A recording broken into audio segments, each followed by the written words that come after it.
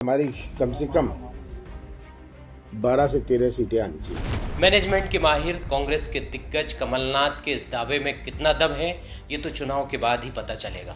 लेकिन पिछले दिनों उनके कांग्रेस छोड़ने की अटकलों पर विराम लगने के बाद उनका ये बयान पार्टी कार्यकर्ताओं में नया जोश भरने के लिए काफ़ी है। खबरें ये भी है कि कमलनाथ भी लोकसभा चुनाव लड़ सकते हैं। कांग्रेस चुनाव समिति दिग्गजों को चुनाव लड़ाने पर बड़ा फैसला कर सकती है। कांग्रेस 1 या 2 दिन में 10 से 15 प्रत्याशियों की पहली सूची भी जारी कर सकती है। इस सूची में जिन नामों की चर्चा है उनमें राजगढ़ से पूर्व सीएम दिग्विजय सिंह लोकसभा चुनाव लड़ सकते हैं। कांग्रेस उन्हें प्रत्याशी बनाने पर जोर दे रही है। यदि उन्होंने इनकार किया तो कांग्रेस के पूर्व विधायक प्रियव्रत सिंह का टिकट पक्का है।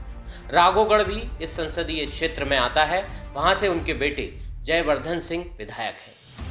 पूर्व सीएम कमलनाथ को उनके गढ़ छिंदवाड़ा से लगी बालाघाट सीट से चुनाव लड़ाया जा सकता है।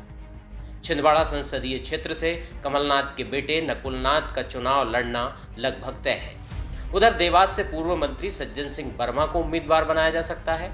वर्मा पहले भी इस सीट से सांसद रह चुके हैं, जबकि उज्जैन सीट से विधायक महेश परमार, पूर्व विधायक रामलाल मालवीय के नामों की चर्चा है। सतना से पूर्व नेता प्रतिपक्ष अजय सिंह राहुल भैया को प्रत्याशी बनाया जा सकता है। अजय सिंह पिछला लोकसभा चुनाव सीधी से हार गए थे। सीधी से इस बार पूर्व विधायक कमलेश्वर पटेल को टिकट मिल सकता है। खंडवा में पूर्व केंद्रीय मंत्री अरुण यादव को टिकट दिया जा सकता है।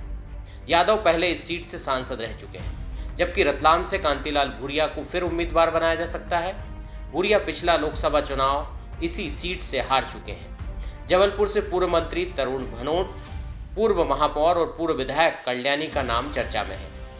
खरगोन सीट से विधायक झूमा सोलंकी या बाला बच्चन को चुनावी मैदान में उतारा जा सकता है। पूर्व नेता प्रतिपक्ष डॉक्टर गोविंद सिंह मुरैना से लड़ने की इच्छा जता चुके हैं, लेकिन बीजेपी की तरफ से ठाकुर उम्मीदवार घोषित होने के बाद कांग्रेस इसी सीट से अब किसी अन्य उम्मीदवार को टिकट देने पर विचार कर रही है।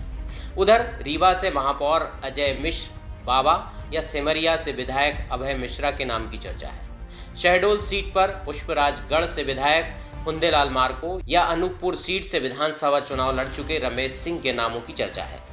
बीजेपी की तर्ज पर कांग्रेस भी पुराने और नए चेहरों पर लोकसभा का दांव लगा सकती है, लेकिन बड़ा सवाल यही है कि मोदी मैजिक और राम लहर में कांग्रेस का प्लान कितना कारगर साबित होगा। विधानसभा चुनाव में मिली हार के बाद से हताश और निराश कार्यकर्ताओं में कांग्रेस फिर से जोश भर पाएगी, ये भी सवाल है। क्या इस बार बड़े कांग्रेसी नेता गुटबाजी से ऊपर उठकर लोकसभा चुनाव में जुटेंगे? ये भी एक बड़ा सवाल है। ऐसी कई चुनौतियां हैं जो कांग्रेस के सामने हैं।